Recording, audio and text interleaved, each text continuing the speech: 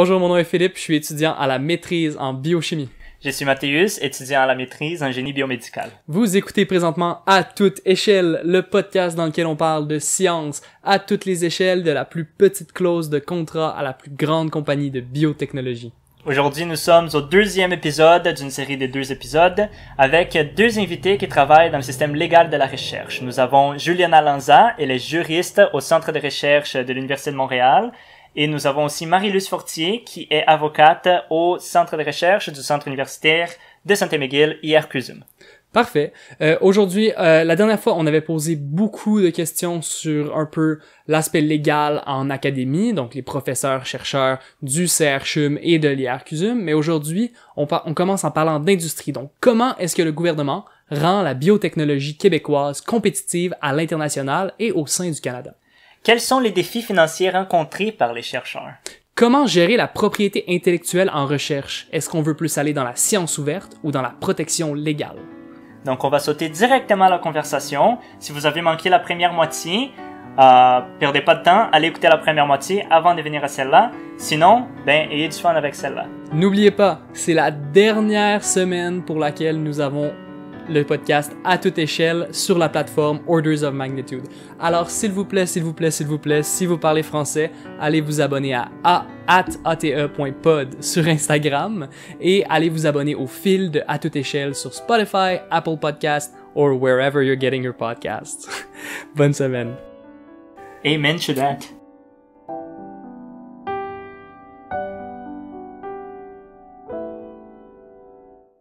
Si je peux peut-être parler d'une autre initiative que nous on fait partie au niveau, je pense qu'on a peu parlé des projets industriels, on a beaucoup parlé des collaborations académiques parce que je pense que c'est là où il y a beaucoup de défis au niveau contractuel parce que nous nos chercheurs sont les promoteurs, on doit se débrouiller.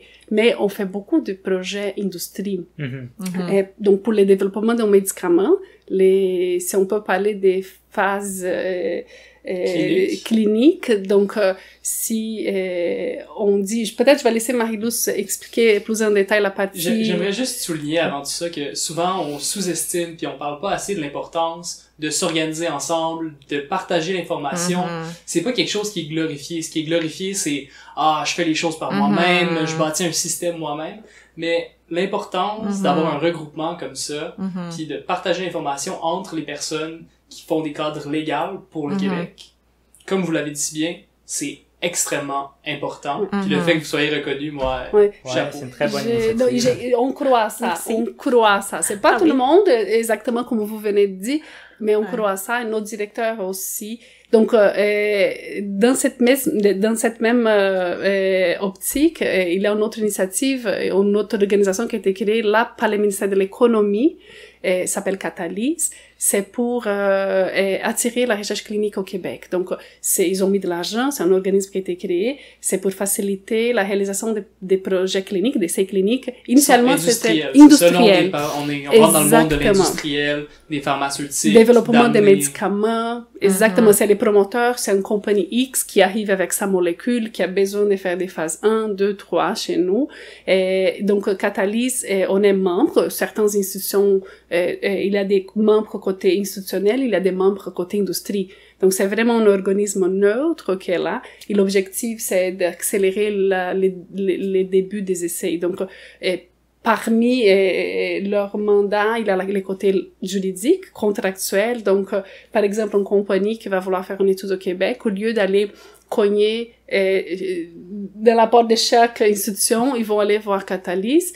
C'est Catalyse qui centralise, donc on va le projet pilote commence ce mois de septembre ici, donc on va avoir un contrat commun pour tout le monde. Donc une compagnie, au lieu de négocier 12 contrats, ils vont négocier un contrat, ils vont signer 12. Donc leur projet va être réalisé dans 12 institutions. Ils font la même chose au niveau éthique, parce que chaque institution a son comité d'éthique. Au Québec, il existe déjà un processus multicentrique. Lorsqu'il y a plusieurs centres, ça existe déjà, il y a un comité qui évalue, les autres vont adhérer, mais ils vont négocier déjà les langages, par exemple, de formulaire de consentement. À la place que pour chaque étude, la compagnie négocie avec les comités d'éthique, échange, ça passe des mois, des fois, sur les langages de consentement, ils vont pré-négocier. Donc, une étude arrive, on a déjà un formulaire de consentement qui est acceptable par les deux. L'étude va commencer vite. Donc, c'est une belle initiative. Et nous, moi et Marie-Luz, on se fait toujours, on participe à des rencontres, on est appelé à venir parler, commenter au nombre de regroupements. Donc, c'est bien, je trouve, pour l'avancement au niveau du Québec, c'est de belles initiatives. Pour récapituler, quand il y a une compagnie comme Moderna, par exemple, je pense qu'il va s'établir un petit peu plus fermement à Montréal prochainement, qui est habitué à être encadré par un autre gouvernement, ils arrivent au Québec, nouvelles règles, palier provincial, palier fédéral, on sait pas trop ce qui se passe. Et là, on a 12 institutions au Québec qui encadrent ces compagnies-là. Et c'est difficile d'aller cogner à la porte de ces 12 institutions-là, de s'installer et de commencer des essais cliniques, par exemple. Est-ce que... Moi, j'ai l'impression qu'ils vont engager des gens locaux qui vont provenir déjà de d'autres compagnies pharmaceutiques. Donc, ils vont avoir des connaissances de notre marché local. Okay. Ça, c'est mon impression. Mais oui, quand une compagnie veut faire un projet de recherche dans une institution, dans plusieurs institutions, c'est sûr qu'ils veulent pas comme dupliquer leurs efforts. Alors, c'est ça que Catalyst essaie de faire, de rendre la vie un peu plus simple pour les compagnies. Puis aussi, on va pas se le cacher, l'Ontario a des délais plus rapides que les nôtres en ce moment. Donc, je pense que le gouvernement, le ministère Économie et Innovation, veut aussi investir et veut qu'on devienne plus compétitif. Parce qu'on a, à part l'Ontario, on a le monde entier pour la recherche clinique. Je veux dire, si on n'est pas assez rapide, si on est trop cher, si on manque, on va perdre des opportunités, ça veut dire que nos patients auront moins accès à des traitements novateurs. Et il y a moins de gens qui vont avoir des jobs, par exemple, quand il y a Moderna qui arrive à Montréal aussi, il arrive à Montréal, je sais pas certaine s'il allait vraiment arriver à Montréal, on sait pas encore si ça va être Montréal ou Toronto ou peu importe. Mais disons qu'ils viennent ici, ça veut dire que ça va créer beaucoup d'emplois, des emplois bien payés, des emplois en sciences de la vie. C'est ça que le gouvernement veut. Ils veulent attirer des bons emplois, ça veut dire qu'il y a peut-être plus de recherche qui va se faire en général, il y a plus d'argent de disponible. À chaque fois qu'il y a de l'argent disponible pour nos chercheurs, ça c'est bien pour toute l'économie parce qu'ils collaborent avec plein d'autres chercheurs au Québec. Donc, même si c'est un chercheur de notre institution, disons, qui reçoit l'argent, on va probablement collaborer avec le CHUM puis on va transférer une partie de notre argent au CHUM pour qu'eux aussi puissent effectuer le protocole. Ouais. J'ai une anecdote personnelle qui est quand même très importante dans ce contexte-là. Personnellement, moi, je veux travailler dans l'industrie pharmaceutique lorsque je finis mon doctorat. Oui. Si il y a aucune compagnie qui peut m'embaucher au Québec, ben ça va être la fuite de mon cerveau en tout cas. Exact. Puis j'aimerais rester ici et développer une expertise locale pour développer des médicaments. Puis, écoutez, je vais envoyer mes CV partout, mais s'il y a pas assez de compagnies qui décident de s'installer ici parce que c'est trop difficile, parce que c'est trop coûteux, je vais être obligé d'aller en Californie, je vais être obligé d'aller en Ontario. Et j'aimerais vraiment pouvoir rester ici. Ben, ça, c'est l'importance de ce travail-là et du programme Catalyst, par exemple. Oui, Catalyst, mais il y a aussi... Catalyst, finalement, est financé par une initiative qui s'appelle... c'est quoi encore Stratégie québécoise des sciences de la vie. C'est ça, Stratégie québécoise des sciences de la vie, qui était sur une période de 10 ans, je crois. Qui a été renouvelée récemment, je pense. Qui a été renouvelée. Donc, le ministère Économie et Innovation donne des millions de dollars pour toutes sortes d'initiatives. Catalyst en est une de ces initiatives-là, mais il y en a beaucoup d'autres. Il y a d'autres consortiums aussi qui existent. Je pense au CQDM, de découverte du médicament. Consortium québécois sur la découverte des médicaments. C'est ça. Eux, ils vont beaucoup financer des projets aussi. METEC aussi, c'est un autre organisme qui gère des agents gouvernementaux qui financent des projets de recherche. Le MITAX, ils vont donner de l'argent pour payer des salaires à des étudiants au doctorat, justement. Alors, il y a plusieurs initiatives ou organismes qui reçoivent l'argent du gouvernement et ça, c'est bon pour tout le monde parce que, justement, ça crée des emplois, ça garde des gens comme vous, des cerveaux qu'on veut pas perdre. Et même le fait d'avoir construit les méga hôpitaux, par exemple, le nouveau CHUM, le nouveau CUSUM, si je dirais, ça a beaucoup nous, on l'a vu, hein, Juliana, je veux dire, la recherche, là, ça a beaucoup changé dans les dernières années. On a participé, on a vu les plans initiaux, mais en 2007, quand les sites a été choisis, ça allait au Ça fait longtemps qu'on est là. Ouais. On a tout vu. On a déménagé, on était les centres de recherche a été les premiers à déménager, donc on a fait partie du déménagement, on habitait l'édifice tout seul, il n'y avait personne. Nous, on était là déjà. On a vu construire la 12e phase, il a la 3e l'année passée. C'est ça, on était à l'Hôtel Dieu. Ah oui, au sous-sol de... Oui, c'est ça.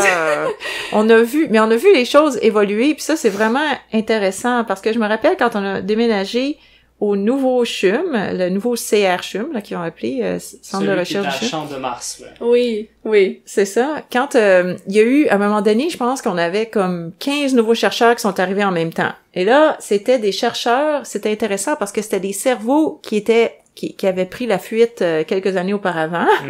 Par exemple, il y avait docteur, il me semble, John Stagg, ou en tout cas, il y avait plusieurs qui avaient été comme en Australie, aux États-Unis, en Europe, et là, qui revenaient un peu à la maison parce qu'ils voyaient que, au CHUM, c'est intéressant, maintenant, on s'intéresse à la recherche. Les laboratoires de recherche fondamentale au CHUM, au lieu d'être dans le 3e sous-sol, dorénavant, il était comme, je sais pas trop à quel étage, avec une vue sur Montréal. Là, c'était comme, je sais pas, là, il y a eu un gros changement, hein. Oui. Et beaucoup de chercheurs, même de l'Université de Montréal ou d'ailleurs, ont dit, ben là, moi, je déménage, hein. Je m'en vais de mon 3e sous-sol, je sais pas trop où, dans l'obscurité. Je m'en vais au CHUM. C'est dynamique. Le directeur de la recherche a une vision. Il y a de la place maintenant. On nous prend au sérieux. Il y a des équipements de millions de dollars à la fine pointe de technologie qu'on peut acheter. Il y a eu beaucoup d'investissements. Et ça a été comme une locomotive, si on veut, qui fait qu'aujourd'hui, ça va très bien, là. Notre, je dirais, la science de la vie au Québec, à Montréal, là, ça va très bien. Ouais. Mais là, nous, ça veut dire beaucoup de contrats. Ça veut dire beaucoup de contrats. Juste peut-être, ça peut vous intéresser, vous donner une idée des quantités de contrats, des nombres de contrats qu'on signe. J'ai pas les chiffres ici exacts, mais je sais un peu par cœur. Donc, l'année passée, on a fini notre année avec 850 contrats signés. C'est 3 contrats par jour, entre 2 et 3 contrats par jour. Et on s'entend qu'il y a une négociation en détail. Ça prend, tu reçois un contrat de 30 pages, une proposition. Là, tu en prends connaissance et nous, on change les clauses, on fait des modifications, on track change, on travaille les contrats, on fait notre proposition. Ensuite, on envoie notre chercheur. Écoutez, parce que là, on a des questions à notre chercheur. Qu'est-ce que vous en pensez? Êtes-vous d'accord avec ça? Il y a des choses qui sont, oui, bien sûr, des aspects légaux, mais il y a des aspects, êtes-vous d'accord? Publication, comment vous vous êtes entendu avec l'autre?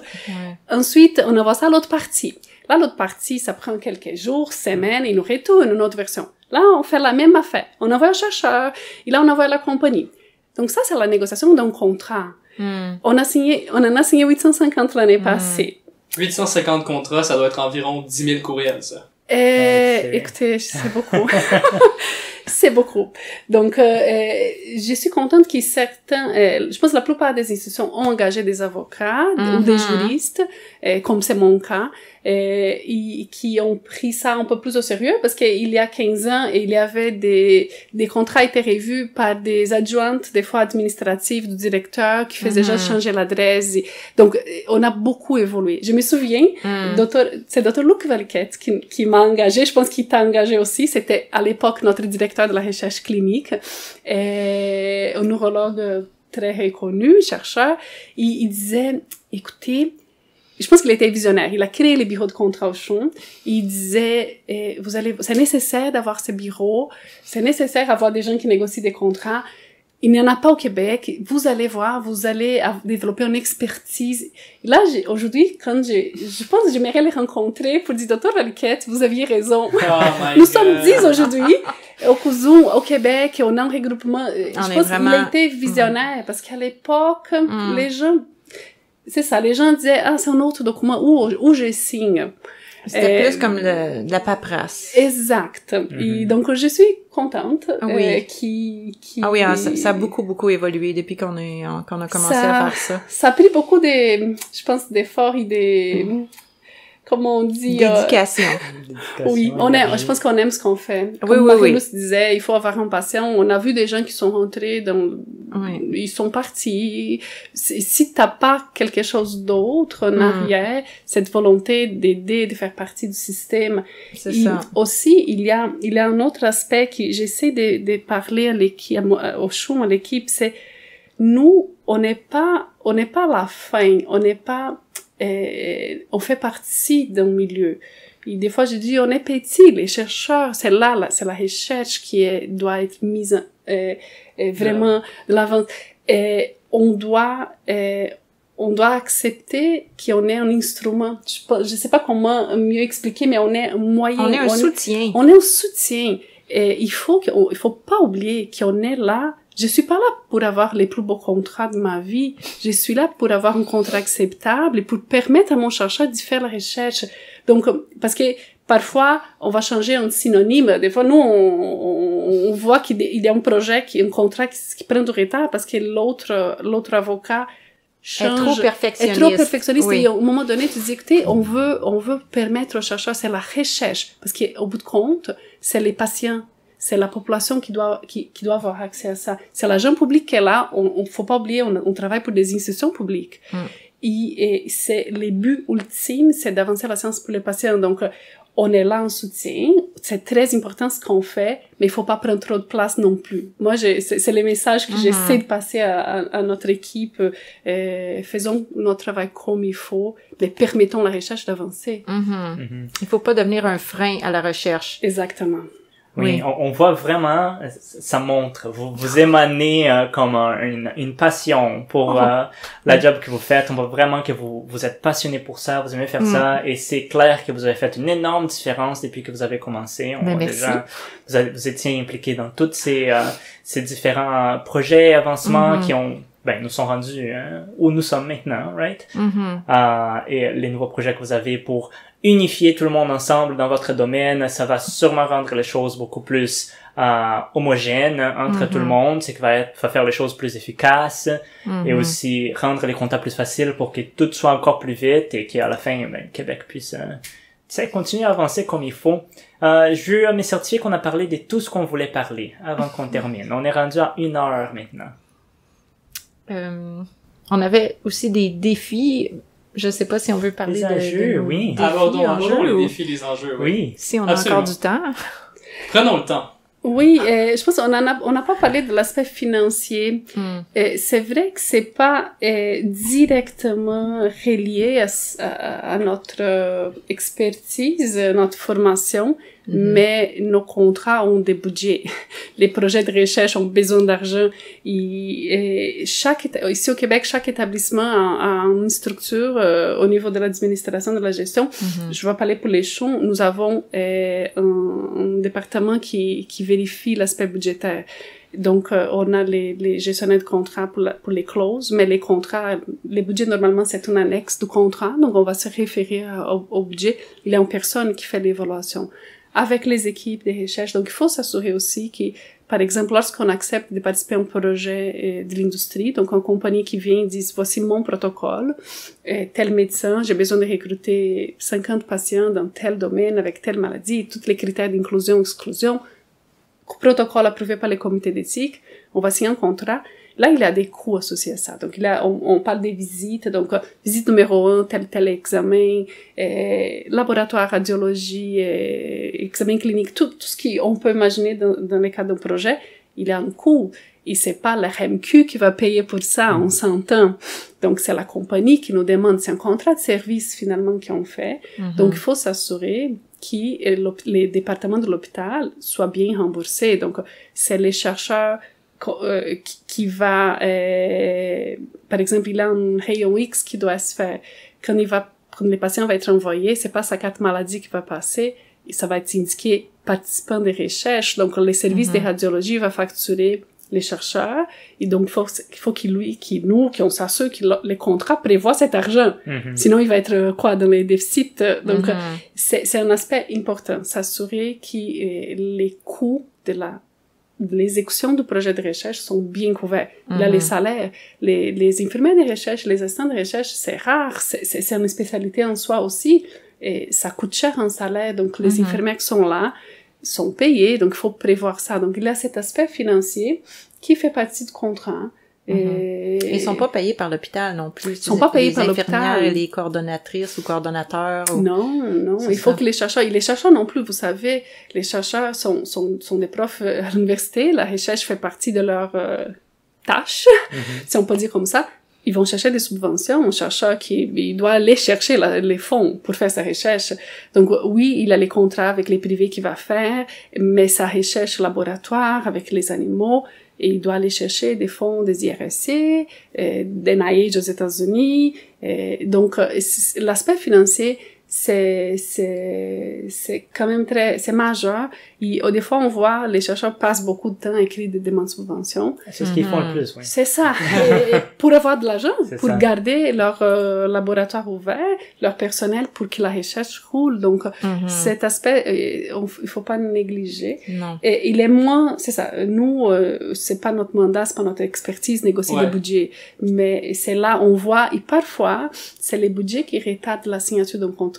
Donc, c'est frustrant un peu parce que souvent, les gens vont dire, vous êtes trop long. Signer un contrat, c'est trop long. Les contrats a retardé mon projet. C'est toujours, les contrats, c'est facile parce qu'un contrat en date de signature. C'est toujours notre faute. C'est toujours notre faute, pour être clair. C'est toujours le vecteur qui a la faute. Shoot the messenger. C'est ça. Mais parfois, on a fini et on a terminé la négociation, mais c'est les budgets mais on signe pas les contrats si l'annexe budgétaire est pas finalisée. Donc, il faut qu'il y ait assez d'argent. Oui, parce que sinon, on va pas accepter, on va pas être en déficit, on va pas faire un projet pour l'industrie qui est pas payé complètement. Donc, c'est un enjeu, je pense, qui est majeur. Ça, c'est tellement une particularité du milieu de la recherche. Les professeurs appliquent pour de l'argent, reçoivent de l'argent. Les laboratoires, c'est souvent des organisations qui sont pas énormes, des organisations assez moyennes. Les laboratoires ont pas nécessairement de comptable professionnel agréé. C'est vraiment le professeur qui est un docteur en microbiologie qui gère son million, puis puis ça doit aider d'avoir des gens qui s'y connaissent un peu plus pour faire un contrat entre lorsqu'on a des rapports avec par exemple un hôpital ou des compagnies privées. Mais il y a aussi les gens côté financier dans nos institutions. Oui, les rapports financiers. Il y a un département de finances, donc les rapports financiers, par exemple, sont faits. Il y a des gros départements de finances. Qui sont plus nombreux que nous. Oui. Beaucoup plus nombreux. Il y a vraiment plein de gens. Nous, on appelle ça des account monitors, où chaque chercheur a comme quelqu'un qui est attitré pour l'aider à gérer tout le côté financier. Rendre ça moins broche à foin, quoi. Ben, c'est parce qu'à un moment donné, je pense que dans le passé, ils se sont rendus compte que des fois, les chercheurs engageaient plus de dépenses que leurs revenus, n'est-ce pas? Alors là, je pense que les centres de recherche se sont adaptés et suivent vraiment plus de façon serrée les budgets des chercheurs, parce qu'ils savent justement que les chercheurs, c'est pas des comptables. Alors, ils doivent peut-être des fois leur dire « écoutez, là... vous devez peut-être regarder là, votre personnel, vous avez pas assez d'argent pour payer tout le monde. » Oui, j'ai vu passer un courriel la semaine passée de responsable finance au chercheur, j'étais en CC, qui dit « Docteur X, je tire votre attention, ces contrats, on va les signer, mais vous commencez à arriver au bout du rouleau. » Oui, il a dit « Mais comment ça, j'ai 3 millions? » Oui, vous avez 3 millions. Mais donc, vous l'avez utilisé. Il a été dépensé pour des achats. Ça, c'est un petit exemple qu'on voit passer. Donc, il y a des gens qui vont lever de flag. Donc, les chercheurs, écoute, je pense que je les admire. Je sais pas comment ils font tout ça, parce qu'ils font leur recherche. Ils doivent penser à aller chercher de l'argent. Ils doivent penser à gérer les gens, parce qu'ils gèrent des personnes, ils gèrent des étudiants. Ils encadrent des étudiants, ils gèrent du personnel, ils gèrent le budget. Et quoi d'autre? Des chercheurs médecins font leur clinique aussi, ils font des chirurgies, parce que ça, c'est autre chose des fois. On a des anecdotes. J'ai négocié avec un chercheur, il dit, maman, ok, on s'appelle tel. Et là, il dit, alors, ok, là, je suis libre. Parfait, docteur. Je suis au milieu d'une chirurgie. C'est mon break. Il était en chirurgie thoracique, dans son break, parce que là, il peut pas passer 15 heures, donc ils font des... Là, pendant sa pause de la salle d'op, il me parle de son contrat. Là, on dit, OK, Un téléphone dans une main, le scalpel dans l'autre. Ouais. Exactement. Donc, souvent, ils sont pas seuls, là. Non, Disons, il a pas laissé le patient comme ça tout seul, Juste là, une mais petite juste c'est pour juste dire son moment de prendre une gorgée d'eau. Il peut peut-être parler de contrat un peu avec les départements de contrat. C'est Ah oui, quelque non, chose. c'est incroyable, c'est incroyable. Professeur, chercheur, médecin, plus Ouais. 20 autres travails derrière Mais tout ça. en plus, les chercheurs qui sont, je dirais, préférés par les centres de recherche, ce sont les chercheurs qui font de la recherche fondamentale et qui voient les patients. Et il y en a, des fois, ça peut arriver, qui ont comme deux équipes, n'est-ce pas? Mhm. Des chercheurs qui sont tellement prolifiques, qui ont leur équipe laboratoire et leur équipe clinique. Et ces deux équipes-là travaillent pas nécessairement ensemble ou se connaissent à peine. Et là, des fois, on a des demandes qui sont comme un peu, je dirais, compétitives. Pas compétitives, mais « Ah, moi, j'ai tel contrat pour le côté clinique. Ah, moi, j'ai tel côté... » Là, on dit « Bon, mais écoutez, là, vous travaillez pour le même chercheur, les deux. Pouvez-vous me dire c'est lequel qui est le plus urgent? Non, mais c'est lequel on doit prioriser? » Parce que il y en a que c'est incroyable, là. Ils font tellement de choses, mais tu dis... Comment ils font, je sais pas. Mais il y en a qui dorment 3 heures par nuit, hein, des chercheurs. Comme je disais au début, c'est des gens exceptionnels parce que sinon, ils feraient pas de recherche. Non, c'est ça. Il faut avoir la passion parce que sinon... La passion, souvent, c'est des gens qui sont, en anglais, juste le mot overachiever, ou des gens qui sont exceptionnels, je veux dire, qui ont été probablement les meilleurs de leur promotion, qui je sais pas, qui sont très très très intelligents, plus que la moyenne des gens, ou mais qui ont plusieurs qualités aussi, parce que comme Gianna dit, pour être capable de gérer tout ça puis de réussir quand même, c'est quelque chose là. Oui. Fait que oui, on fait affaire avec des êtres exceptionnels. C'est pour ça aussi que c'est motivant. Et des fois, ils s'attendent aussi à ce que nous, on soit exceptionnels. Ouais. Oui, mais là, oui, ça, c'est plus difficile. Ça met trop de pression Ouais, parfois ouais, parce ouais. que... Mais ça c'est avec tout le monde, même les étudiants. Des fois, on veut parler avec avec les chercheurs, avec les professeurs, puis ils ont beaucoup d'attentes des étudiants, qui nous autres on est comme, mais attends, là, je sais pas comment faire tout ça. Puis- Une petite statistique pour donner un peu une Oui. idée à quel point ce sont des êtres exceptionnels. On se dit déjà, dans la société, je pense qu'il y a, québécoise, il y a environ 2% des gens qui ont un doctorat. Ouais. Déjà, là, on est dans la crème, right? Mhm. Mais pour devenir prof, il faut faire un post-doctorat. Ouais. Donc ça, c'est seulement une petite fraction des gens qui font un doctorat, qui font un post-doc. Et pour chaque 10 post-doctorants, il y a un poste de professeur-chercheur. Ouais. Alors, à toutes ces étapes-là, on retranche des gens et on se ramasse avec la crème de la crème. Pour le meilleur et pour le pire, peut-être que on devrait mieux subventionner pour avoir plus de professeurs-chercheurs, mais ça pour dire que ces gens-là sont des gens d'exception qui sont capables d'avoir effectivement très peu d'heures de sommeil.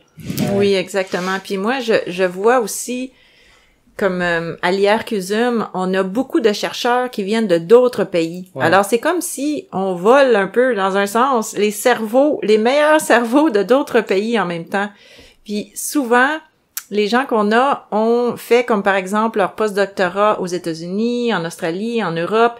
Ils amènent aussi avec eux des connaissances. Ils ont travaillé avec d'autres chercheurs reconnus ailleurs. Et c'est pour ça aussi qu'ils continuent souvent à avoir des collaborations avec l'endroit où ils ont fait leur post-doctorat. Donc, souvent, il y a certains chercheurs, par exemple, lui, il va faire beaucoup de collaborations avec l'Australie parce qu'il était là avant, à l'Université de Melbourne ou peu importe, d'autres en Europe. Alors, on a aussi un côté très international à notre travail Oui. qui est vraiment intéressant. J'allais dire même avec le Brésil aussi. Oui, des nous aussi, fois, on a déjà eu des contrats avec le Oui, Brésil. c'est ça. Oui. Puis là, je dis, oh wow, OK, on a même des gens formés au Brésil là qui peuvent les aider, donc ça, c'est bien. Mais bon. Si vous me permettez, peut-être Oui. un autre enjeu, peut-être pour conclure, je pense que ça occupe beaucoup, c'est la question de la propriété intellectuelle. Si nous, nos institutions, les chercheurs sont là, sont profs aux universités, on a des ententes dépendamment de l'hôpital avec notre université, par exemple au Chon c'est l'UDM, l'IRCUSUM c'est avec McGill. Donc comment on gère la propriété intellectuelle qui découle de ces projets de recherche. Donc je vais parler au niveau de l'UDM, des hôpitaux. Donc on parle de Chou, on parle de Sainte-Justine, on parle d'Hmer, on parle de Sacré-Cœur, donc les hôpitaux qui sont affiliés à l'UDM. Auparavant, jusqu'à cette année, on avait des sociétés de valorisation. Donc, c'était une société de valorisation dont le mandat était d'aller, une fois qu'une technologie avait été développée, d'aller commercialiser, d'aller chercher des partenaires pour une mise en marché. Par exemple, s'il y a un produit qui a été développé, c'est une technologie, donc il y avait cette société. Parce que les hôpitaux, il faut pas oublier, ce sont des institutions publiques dont la mission, c'est les soins, l'enseignement, la recherche. Et la commercialisation n'est pas là. On n'est pas, les hôpitaux n'ont pas ça pour mission. Donc, la loi ne permet pas aux établissements de faire du commerce. Donc, c'était pour ça qu'au Québec, il y a des années, je pense que c'est 2001, à peu près 20 ans, ces sociétés de valorisation ont été mises, sur pied justement pour gérer, et ce qui découle des universités aussi. Je parle beaucoup pour l'UDM, je connais pas trop ce qui se passe avec l'Université McGill. Mais récemment, avec les gouvernements qui est en poste, ils ont créé une société centralisée. Donc, c'est le ministère de l'économie et l'innovation, les sociétés de valorisation qui existaient avant, donc qui géraient les technologies. Nous, on avait une société qui gérait, ça s'appelait Univaleur. Tout ce qui a été développé au Chou, ça allait vers Univaleur pour les partenariats privé, pour la commercialisation, la valorisation. On appelle beaucoup valorisation. Aujourd'hui, il y a un organisme qui s'appelle Axelis. Ça a été créé par les gouvernements.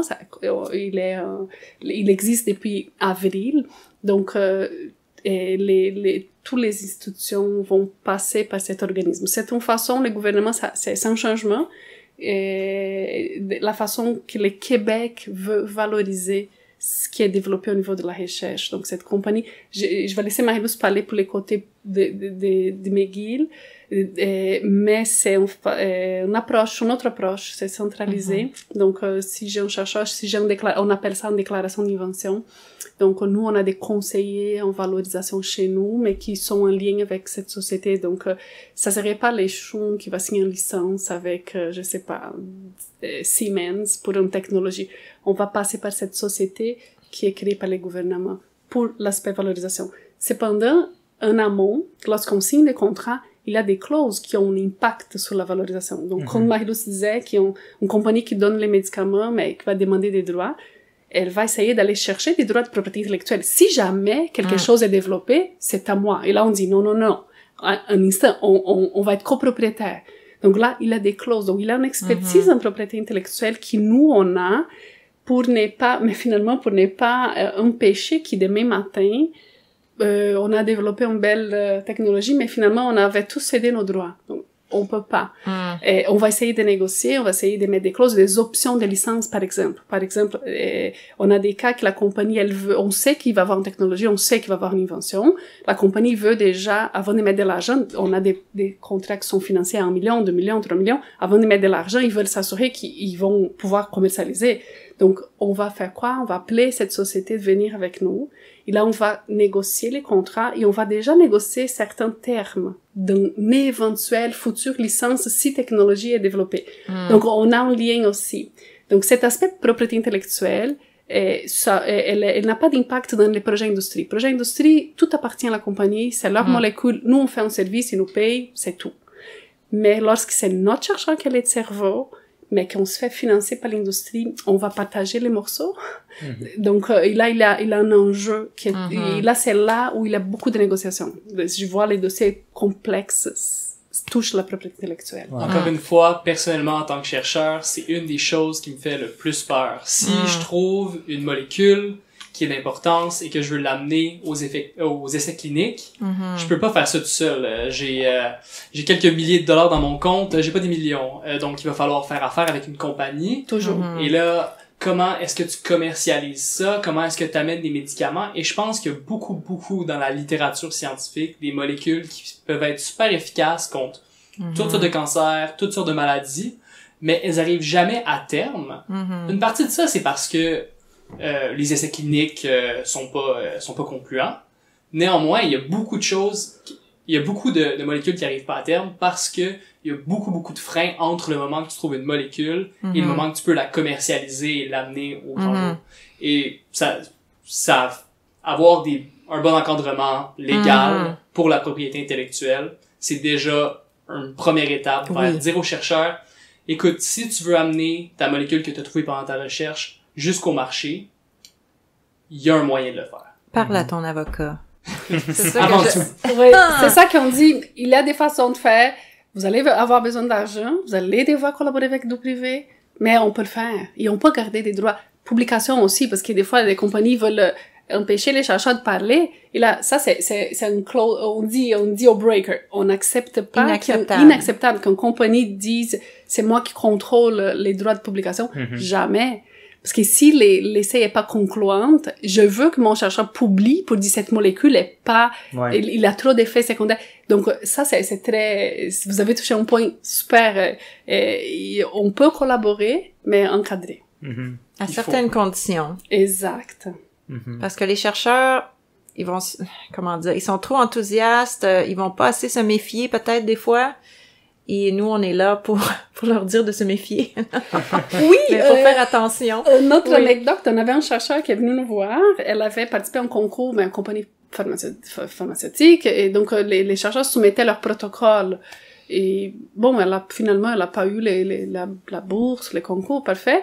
Et un an plus tard, elle voit des publications. Son projet, cette compagnie, elle est venue nous voir. Et là, on a dit, avez-vous signé un entente de confidentialité? Non. Donc, on n'avait pas... Comment tu vas prouver? Parce qu'il y a des choses qui se développent en parallèle. Les chercheurs, on sait, il y a des choses qui se passent ici, se passent de l'autre côté du monde. Les chercheurs dans le même domaine, ils découvrent les des choses fois, en même temps. Oui. Donc, c'est pour ça aussi que c'est important aussi des pots de brevet. Quand tu penses que c'est quelque chose, il t'a toutes les conditions pour déposer un brevet. Déposez-les au provisoire, comme ça, tu vas marquer la date. Si jamais on découvre en même temps quelque chose, mais c'est moi qui ai déposé en premier. Mais cette chercheure, elle avait pas signé. Donc, on n'avait pas de poignée. Comment on va prouver on savait qu'ils avaient pris son idée. Mais mais là, on dit, la prochaine fois, venez nous voir avant. Oui, c'est vraiment important. Hein? Mais les conditions, probablement que quand elle acceptait d'envoyer son protocole, il y avait des conditions écrites en petit sur le site web qui disaient qu'ils avaient le droit de prendre son idée. Mais si on pense, c'est pas très... Non, c'est pas une compagnie éthique. qui ouvre un concours et dit proposez vos protocoles, je vais les utiliser. Pas très... Non, mais c'est ça. Ça arrive.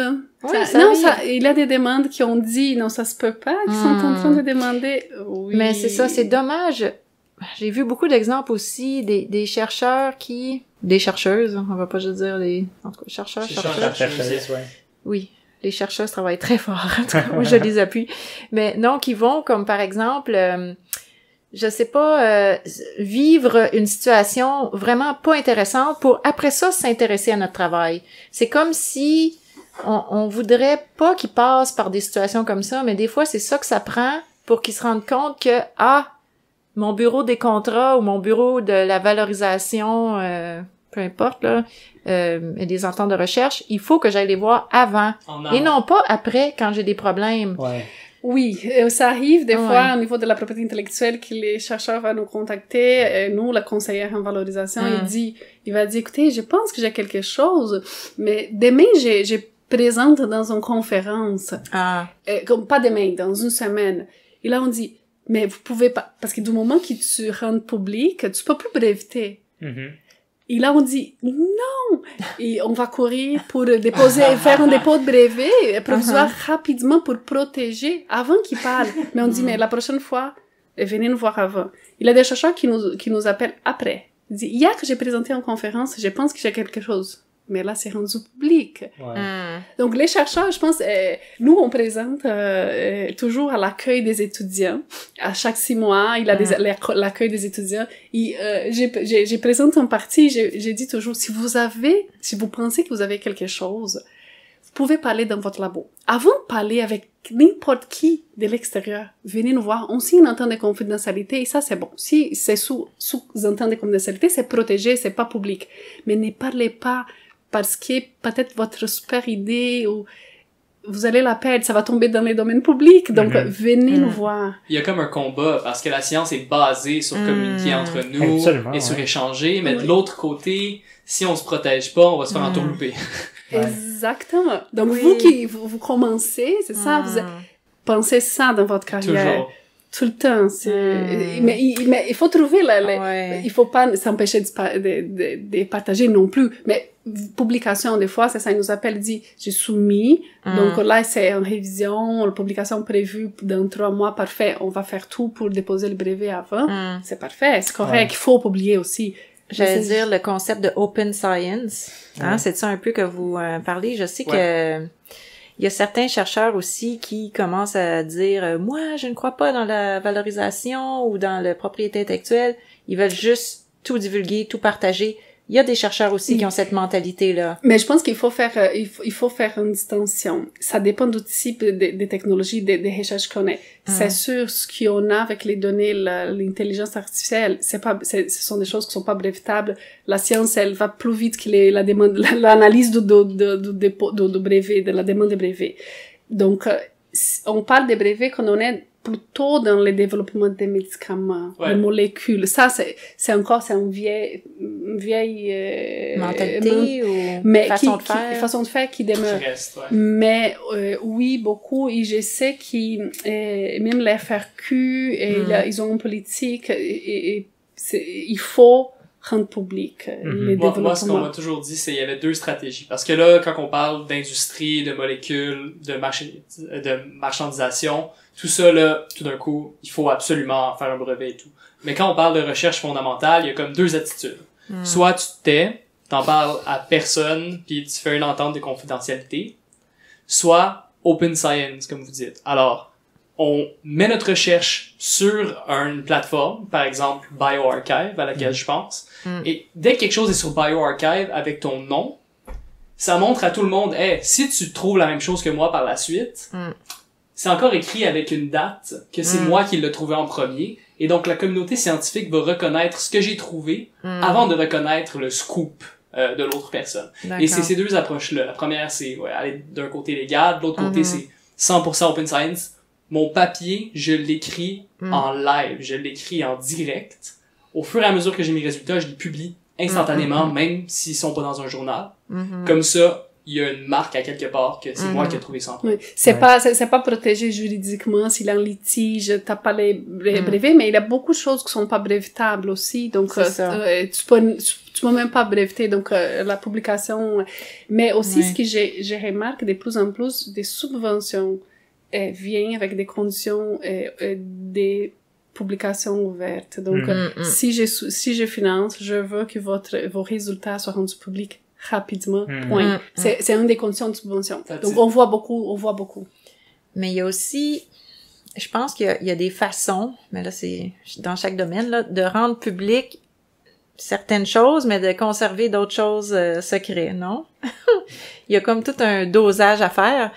Mais oui, de plus en plus, c'est comme ça. Et des fois, ce que j'allais dire aussi, c'est que les sociétés de valorisation, même s'il y a une invention qui pourrait être brevetable, disons, les sociétés de valorisation n'ont pas non plus des moyens illimités. Alors, ils doivent faire des décisions, ils doivent prendre des décisions.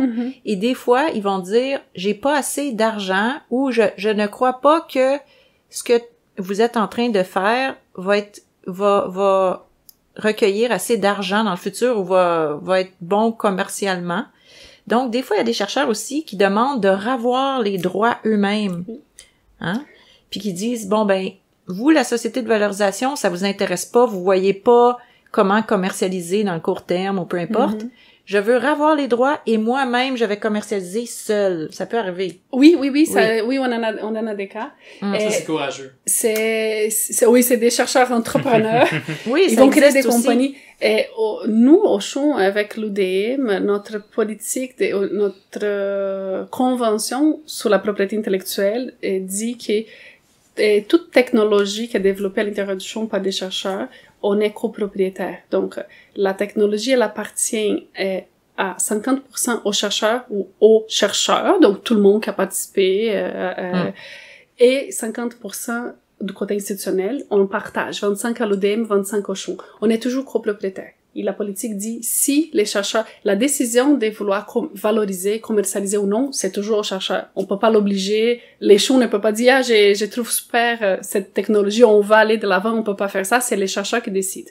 Mais du moment qu'ils décident, vu qu'on est copropriétaire, on suit les règles. Donc c'est notre société qui va évaluer les dossiers et qui va procéder à la valorisation.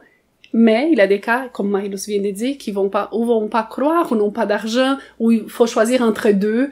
Et finalement, c'est pas que la technologie est pas bonne, mais c'est juste c'est divers, plusieurs motifs pour être là. Et là, on va rétrocéder. Ce qu'on dit, on retourne ça aux chercheurs. Et là, on dit, bon, là, vous pouvez faire ce que vous voulez avec. Il y a des chercheurs, j'ai des chercheurs récemment qui ont créé leur propre compagnie, parce qu'eux, ils croient. Mais là, il faut aller chercher de l'argent. Donc là, mais là, c'est là. Donc on retourne ça. Et les droits de CHU et les droits de l'UDM, nous, on cède aux chercheurs. Bien sûr, il y a une règle. Si jamais les chercheurs font de l'argent, il faut qu'ils retournent un peu, parce que la technologie a été faite grâce à l'institution aussi. On était copropriétaire. Infrastructure. Donc, exactement. Et donc, il y a aussi un retour prévu. Si jamais la compagnie, finalement, fait beaucoup d'argent, l'institution va voir sa part, mais les chercheurs partent. Donc, on a des cas. On voit plus souvent ça au domaine de la génie, je trouve. Un génie biomédical, c'est où j'étudie. On voit beaucoup de profs qui ont leur propre compagnie puis qui sont en train de vendre la technologie qu'ils développent. Et même pour les étudiants, on a des conférences et des choses comme ça. Mitax, vous avez mentionné à un moment donné durant l'épisode. Ils nous donnent des conférences pour les étudiants sur comment être entrepreneur, comment commencer ta compagnie, ces choses-là. Mais je vois pas tant souvent ça en recherche fondamentale. Les gens font juste, tu sais, biologie moléculaire et... Je sais pas, dans mon département, il y a un professeur auquel je pense beaucoup, qui a 3 compagnies de biotechnologie. Ouais. Et pour retourner aussi sur l'effet à qui appartient, disons, l'idée ou la technologie ou juste la recherche qu'ils font, je vois souvent un certain respect entre les chercheurs sur qui fait quoi. J'ai entendu plusieurs fois des professeurs qui sont comme « Ouais, on pourrait faire ça, oui, c'est une bonne idée. Ah, mais je sais que cette autre personne le fait aussi. Et j'aimerais bien le faire, mais il le fait déjà, donc je vais pas toucher. » Ça arrive souvent, je trouve, c'est quand même bien. Oui, il y a beaucoup, c'est incroyable les chercheurs, comment ils collaborent entre eux. Moi, ça m'impressionne beaucoup. Puis je dirais, bon, j'ai travaillé un peu à l'hôpital Sainte-Justine, au CHU Sainte-Justine, et maintenant, à l'IRCUSUM, on a aussi le Montreal Children's Hospital. Je dirais que, peut-être je peux parler de ça un petit peu, les chercheurs dans le domaine en pédiatrie, par exemple, en hémato-oncopédiatrique, par exemple, ils sont... Quand on dit que les chercheurs sont passionnés, ouais, c'est ça. Les chercheurs sont passionnés, mais les chercheurs en recherche avec les enfants, c'est encore des plus passionnés. C'est incroyable. Parce que, par exemple, les maladies génétiques rares que les enfants peuvent avoir, ça peut être tellement difficile. En neurologie, par exemple, les chercheurs, ils vont collaborer avec des gens à travers le monde. Des fois, c'est des maladies génétiques tellement rares. Ils ont seulement comme 3 patients au Canada ou, je sais pas moi, 1-2 patients à Montréal, 1-2 patients en Colombie-Britannique, 1-2 patients. Donc, ils vont faire comme beaucoup des genres de bases de données qui vont tout regrouper ou essayer de créer des protocoles pour inclure là ces patients-là, les petits-enfants qui ont le cancer. Alors, des fois, on va avoir des contrats urgents parce que on a un patient, là, il faut absolument le faire entrer sur tel protocole. Vite, il faut signer ce contrat-là, ou en tout cas. Alors, je dirais que le côté, ça aussi, ça fait partie de pourquoi on est là, puis on sent que, OK, ce qu'on fait, ça fait une différence. Je sais pas moi, peut-être qu'on va sauver la vie. Des fois, c'est un contrat pour un patient, hein, ça peut arriver. Des fois, c'est... Alors, on va voir... je sais pas, on sent que, OK, on fait une différence. Mais, oui, ouais. C'est quand on voit à la télé un résultat une recherche a bien été bon. Il a dit, j'ai fait des contrats il y a quelques années oui, pour ces chercheurs. Des fois. On connaît beaucoup qui apparaissent à la télé et on dit, OK, c'est bien. C'est bon. Oui. Bon, si les gens ils veulent vous contacter, s'ils veulent entrer en contact pour apprendre un peu plus sur les sujets duquel on a parlé, comment ils peuvent entrer en contact avec vous? Je dirais probablement par courriel. Oui, je pense que vous pouvez publie nos adresses courriel. Parfait, on va le mettre dans la description du podcast. Parfait. En tout cas, vous êtes deux femmes passionnées. On a aimé tous les sujets desquels on a parlé aujourd'hui. Et merci beaucoup d'être venues à toute échelle. Ah, parfait. Ben merci, ça nous a fait vraiment plaisir. Puis je suis contente de voir que les gens s'intéressent à ce qu'on fait, parce que c'est pas évident. Ouais. Non, oui, continuez, c'est super Oui, intéressant. Ce que continuez. vous faites. Oui, c'est Parfait, super. on a fait un bon tour du sujet de l'impression de l'aspect légal de la science. Ah oui. Très bien, merci beaucoup. Merci à vous. Merci. Merci d'avoir écouté À toute échelle.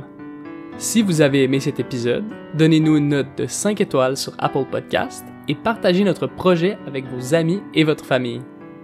Si vous avez des questions ou des commentaires, vous pouvez toujours nous contacter sur Instagram via le compte @ate.pod.